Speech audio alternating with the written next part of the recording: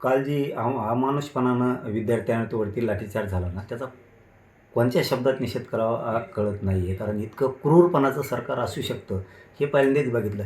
इथून पाठीमागं थोडंसं काय वाटलं नाही. परंतु काल ज्यावेळेस लाठीचार्ज झाला ना विद्यार्थिनीवरती, तर ते खूप मनाला लागलं, की महाराष्ट्रात जर विद्यार्थ्यांना लोकशाही मार्गानं सरकार भाजपचं जगू देणार नसेल, तर या सरकारचा माज उतरवला पाहिजे. कारण हे जर लोकशाही मार्गानं जर आंदोलन करून देणार नसले, तर पोरांनी आणि विद्यार्थ्यांनी या देशातल्या जगायचं कसं, ह्यो प्रश्न खूप मोठा आता उभा राहिला आहे. किती दिवस सहन करायचं? कारण हे आत्तापर्यंत सहन केलं, की चाललं होतं आंदोलन, चाललं ठीक आहे. पण तुम्ही पोरांना पाय मोडूच तर आणणार, विद्यार्थ्यांना, मुलींना, पोरांना त्या.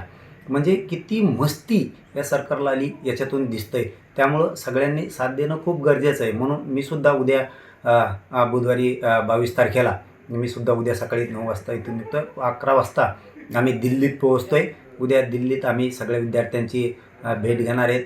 उपोषणला आपले सोनम सर बसले होते. त्यांनाही सोनम सरांना पाठिंबा देणं, देशातल्या आणि राज्यातल्या घराघरातल्या गावागावातल्या लोकांनी पाठिंबा देणं गरजेचं आहे. ते सोनम भाऊ, ते सोनम सर आपल्या लेकराबाळांच्या भविष्यासाठी लढत आहेत आणि त्यांच्या पाठीशी उभं राहणं आपली जबाबदारी.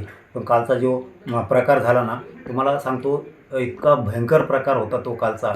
सरकारनं या देशात आणि या राज्यात लोकशाही जिवंत ठेवली की नाही असं वाटत होतं. अशी चीड रात्रीपासून येते. एका मुलीचा व्हिडिओ रात्री आम्ही बघितला, की तिला पत्रकारांना विचारलं, तुला मारलं का, तू का रडती?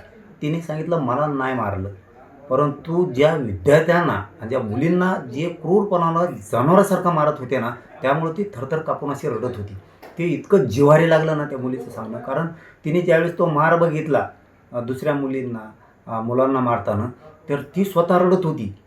म्हणजे ती मार किती क्रूरपणानं या भाजप सरकारनं दिला असं नाही. भाजप सरकारला सरळ सरळ सांगणं आहे, लोकशाही मार्गानं त्या विद्यार्थ्यांना आंदोलन करू द्यावं, दडपशाही करू नये. नसता राज्यात तुम्हाला खूप जड जाईल आणि या देशातसुद्धा जड जाणार आहे. आम्हाला ते सहन झालं नाही, म्हणून आपण घरात बसून काय करायचं, म्हणून आपण इकडचे महाराष्ट्रातले मी उद्याचे परवाचे सगळे दौरे रद्द केलेत आणि मी आता विद्यार्थ्यांसाठी आणि सोनम सर यांच्या भेटीसाठी, त्यांना पाठबळ देण्यासाठी आम्ही उद्याच्याला 22 तारखेला सकाळी 11 वाजता दिल्लीत जातो आहे. आम्ही छत्रपती संभाजीनगरहून विमानानं आता दिल्लीला तात्काळ निघालो आहे.